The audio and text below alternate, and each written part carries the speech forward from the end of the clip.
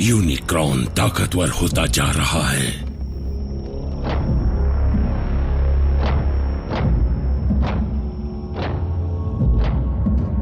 अगर यूनिक्रॉन हमें मेगाट्रॉन के जरिए जाल में फंसा रहा होगा तो देखते हैं।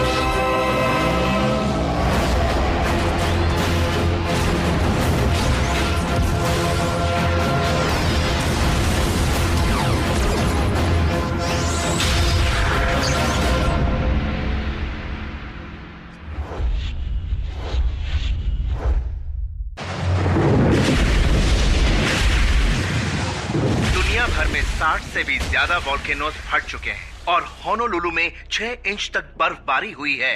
साइंटिस्ट्स की थियरीज के मुताबिक अचानक होने वाली इस नेचुरल डिजास्टर्स की वजह है दिशा बदलते प्लैनेट्स जो अपनी।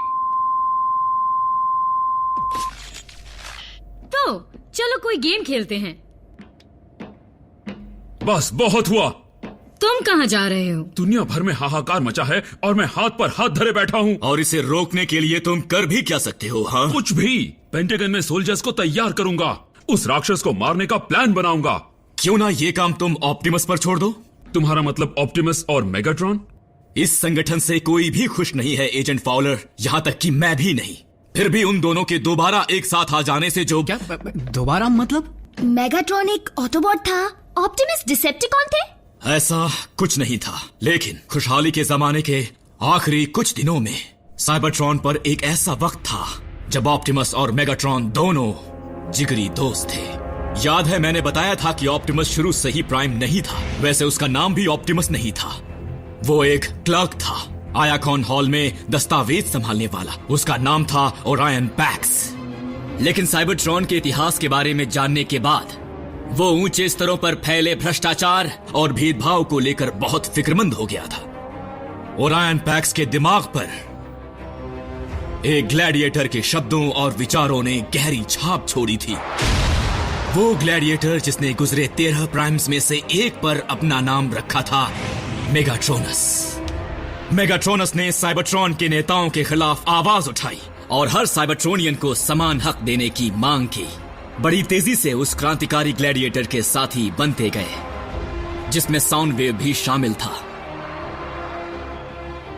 ओरायन भी मेगाट्रोनस का साथ देने लगा और उसे अपना गुरु मानने लगा। मेगाट्रोनस को महसूस हुआ कि राजनीति के लिए उसका नाम ठीक नहीं है, इसलिए उसे छोटा कर दिया। उसने तुरंत हाई काउंसिल के सामने पेश होकर समाज की नाइंसाफी पर अपना नजरिया बताया और तभी से उसने अपना असली रंग दिखाना शुरू कर दिया।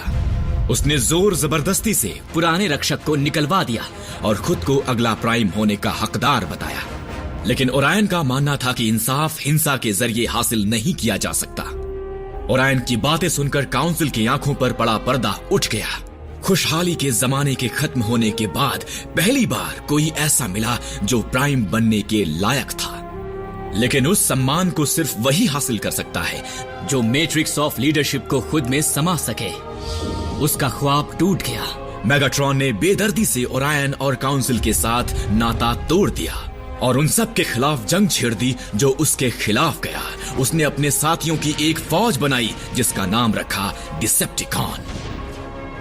उसने मैट्रिक्स को किसी भी हाल में हासिल करने की कसम खाई।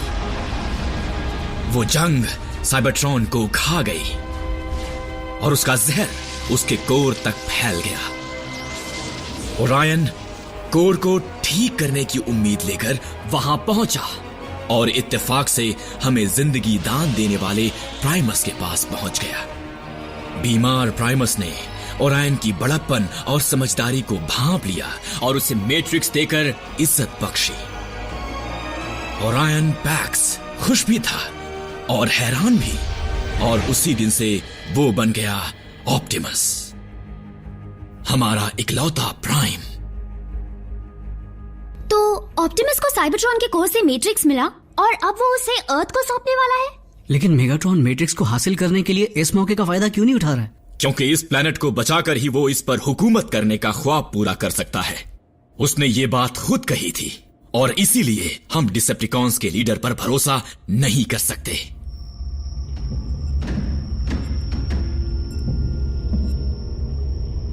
यूनिक्रॉन का स्पार्क नजदीक है।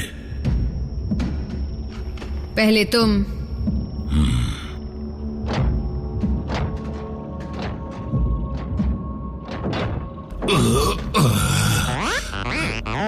मैं ठीक हूं भी, सिर घूम गया था। डार्क एनर्जॉन का इस पर असर हो रहा है। संभल कर बल्कहेड।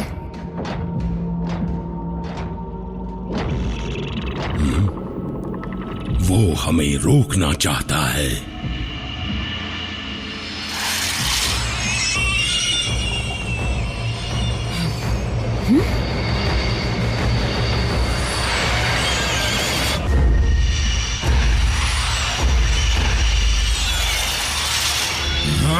अब ये सब क्या है? क्योंकि हम यूनिक्रॉन के अंदर हैं, ये उसके शरीर की रक्षा करने वाले एंटीबॉडीज हो सकते हैं।